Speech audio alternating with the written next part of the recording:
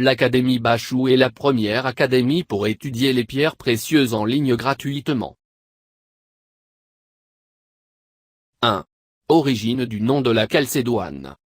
Son nom viendrait de l'antique cité grecque Chalcédoine, aujourd'hui Kadıköy en Turquie, quartier d'Istanbul dans sa partie asiatique. Le terme Chalcédoine ne désigne pas seulement une pierre gemme et une famille minérale. Le terme Chalcédoine au sens large désigne toutes les variétés de quartz microcristallin et cryptocristallin. Mais elle qualifie également un sous-groupe appartenant à cette famille et comprenant que certaines pierres de même coloration, bleutée à grise blanche. La chalcédoine commune ou chalcédoine stricto sensu est simplement nommée chalcédoine. On en trouve divers synonymes comme alcédoine, alcédonite ou encore merlinite. 2. Histoire de la chalcédoine. La chalcédoine était une pierre ornementale très appréciée dans l'Antiquité. Elle a joué un grand rôle dans la civilisation mésopotamienne, l'actuel Irak, en Égypte et en Grèce. Elle était prisée des Romains, qui employaient la chalcédoine à des usages très variés, amulettes magiques, sceaux, cachets, camées, figures taillées en relief, et intailles, figures taillées en creux, et qui en faisaient des bagues, des broches, des bracelets, des fibules, attaches ornementales, et des colliers. La popularité de la chalcédoine ne s'est pas limitée à l'Antiquité mais s'est étendue jusqu'au Moyen Âge et à la Renaissance. Aujourd'hui encore, les chalcédoines ne sont pas uniquement appréciées comme pierre ornementale par les tailleurs, les bijoutiers et les collectionneurs, mais également comme un matériau servant à l'artisanat. La chalcédoine ayant toujours joué un grand rôle dans l'histoire de nombreuses civilisations, il n'est pas surprenant qu'on retrouve sa trace dans les religions juives, chrétiennes et musulmanes, ainsi que dans le bouddhisme. Dans la Bible, le livre des livres, il est souvent fait mention de la chalcédoine. D'après la légende, le pouvoir divin de ces pierres remonte à leur création par Dieu, sur le mont Sinaï, la montagne de Dieu. Chalcédoine verte. Chalcédoine turquoise. Elles appartenaient autrefois à Lucifer, mais lorsque celui-ci se brouilla avec Dieu, elles lui furent retirées. Connues sous le terme de pierre de feu Ézéchiel 28, 13-16, ou encore les bijoux d'or, elles représentent les 12 tribus d'Israël.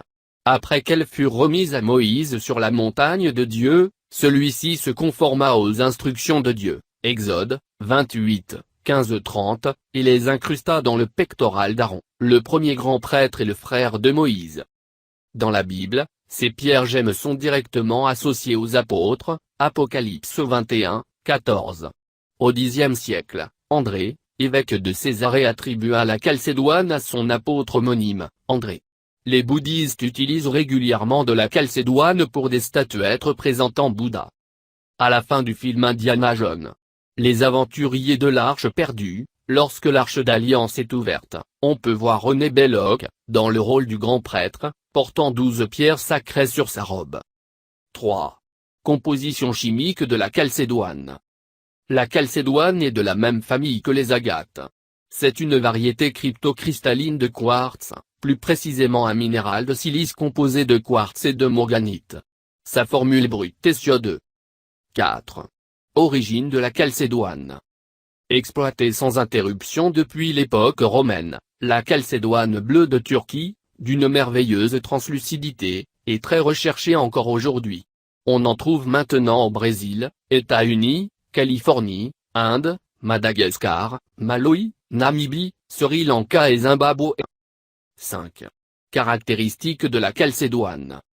Habituellement, la chalcédoine est de transparence translucide à opaque, son trait est blanc, ne présente aucun clivage et une cassure inégale.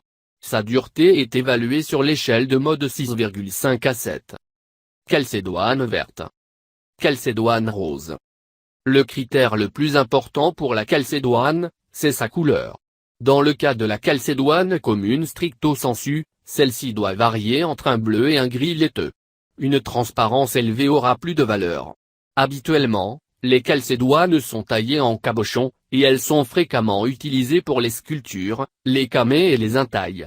Il est très facile d'évaluer la valeur d'un cabochon, il suffit d'examiner son polissage, sa forme et ses proportions. Quant aux objets sculptés, aux camées et aux intailles, il est préférable de faire confiance à son goût. 6. Entretien de la calcédoine. Certaines pierres pâlissent ou reprennent leur couleur d'origine quand elles sont exposées à une trop forte lumière. Ne pas exposer inutilement les pierres précieuses à ces conditions. La calcédoine supporte sans problème un nettoyage à la vapeur ou par ultrasons.